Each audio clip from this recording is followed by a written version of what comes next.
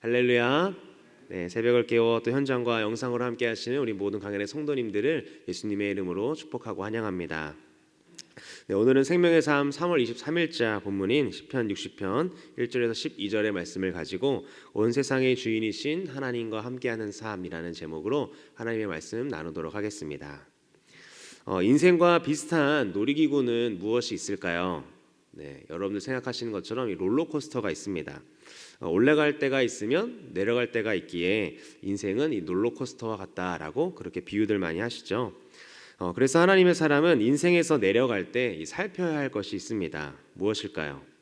바로 하나님이 내려가도록 하신 이유가 무엇일지 살펴보아야 하는 것입니다.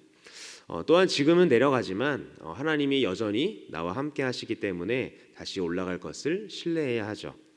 오늘 본문은 이 롤러코스터와 같은 인생이지만 우리가 그런 상황 속에서 어떻게 해야 되는지 말해주고 있습니다. 본문을 통해서 함께 살펴보도록 하겠습니다. 이 시편의 배경은 이 이스라엘이 에돔을 물리친 사건입니다. 이 사무엘하 8장과 그리고 역대상 18장에 나오는 사건인데요. 장 제목에도 뭐라고 되어 있습니까?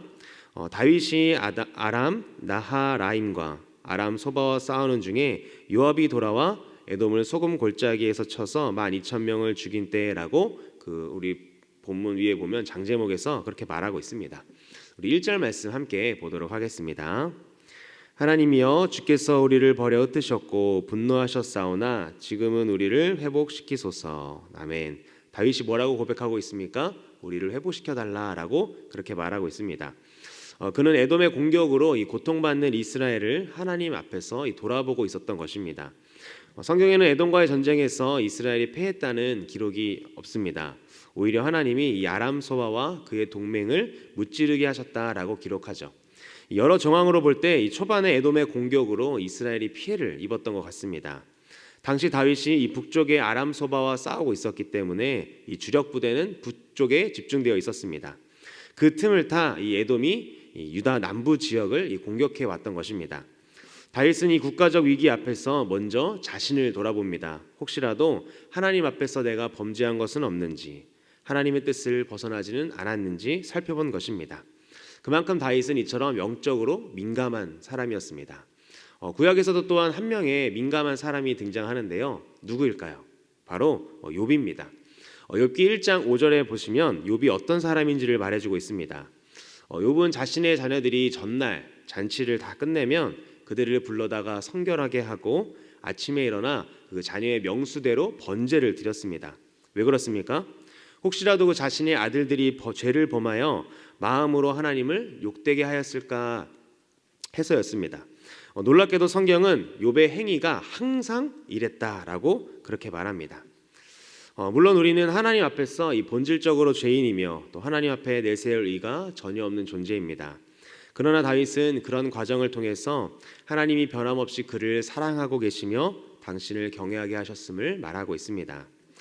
그리고 믿음으로 다윗이 간구하죠. 우리 4절에서 5절 말씀을 함께 보겠습니다. 주를 경외하는 자에게 깃발을 주시고 진리를 위하여 달게 하셨나이다. 주께서 사랑하시는 자를 건지시기 위하여 주의 오른손으로 구원하시고 응답하소서. 아멘. 우리는 어떤 상황 속에서도 이 하나님을 주목해야 할 것입니다. 무엇보다 하나님이 함께 하시는가를 이 주의 깊게 살펴보는 태도가 필요하죠. 물론 모든 상황의 이유를 영적인 것으로만 간주하고 자신의 책임을 회피하면 안 됩니다. 그러나 또 모든 원인을 이 상식적인 차원에서만 찾으면 영적으로 둔감해질 수 있습니다. 하나님의 말씀에 우리의 마음과 귀를 활짝 열어야 하는 것이죠. 현재 여러분이 민감하게 반응하는 것은 무엇이십니까?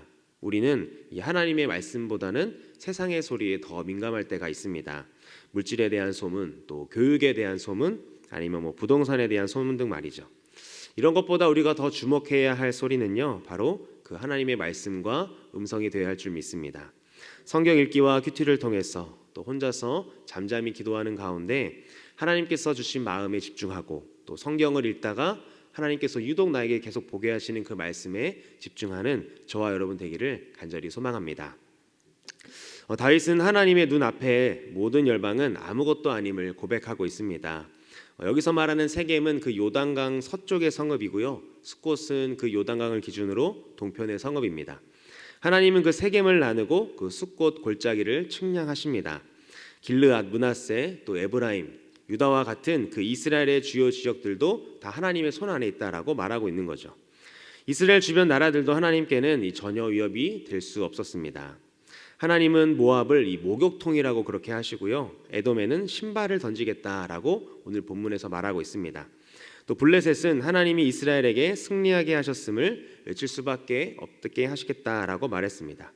이처럼 하나님 눈앞에 열방은 아무것도 아닌 존재인 것이죠. 그러므로 다윗은요, 당시에 이 에돔과의 전쟁에서 밀리고 있었지만 에돔의 견고한 성도 능히 무너뜨리실 그 하나님을 바라보았던 것입니다. 그에게 중요한 것은 열방이 얼마나 강하냐가 아니라 하나님이 자신과 함께 하시는가였습니다. 하나님만 함께 하시면 그 어떤 대적도 능히 이길 수 있었기 때문이죠. 그래서 우리의 시선은 하나님이 우리와 늘 함께 하시는지 거기에 초점을 맞춰야 할 것입니다. 그래서 다윗은 뭐라고 고백하고 있습니까? 우리 11절 말씀 함께 보겠습니다.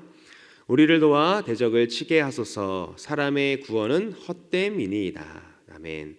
그러므로 다윗은 이 주를 경외하는 자와 함께 하시는 그 하나님을 의지하며 다시 담대하게 나아갈 것을 결단합니다.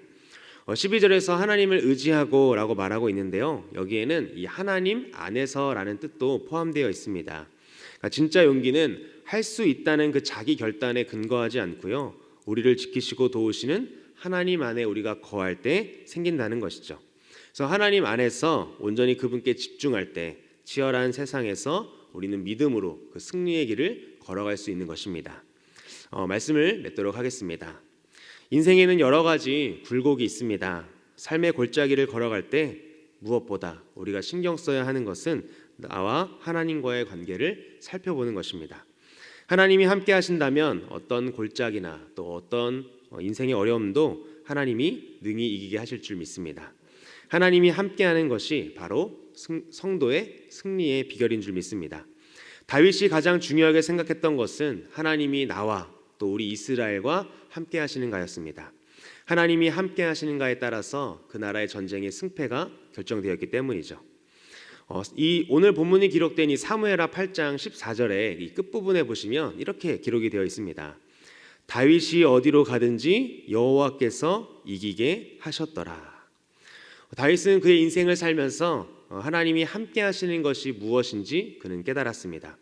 다윗이 전쟁을 잘해서 또 전략이 뛰어나서가 아니라 하나님이 함께 하시고 이기게 하셨기 때문에 내가 승리할 수 있었다라고 성경이 또 그렇게 말하고 다윗은 그것을 인식하며 살아갔던 삶이었습니다. 사랑하는 광야교회 성도 여러분, 우리의 신앙생활 가운데 승리하는 비결은 우리의 노력과 또 우리의 능력을 키우는 것이 아니라 하나님이 우리와 함께하는 것인 줄 믿습니다.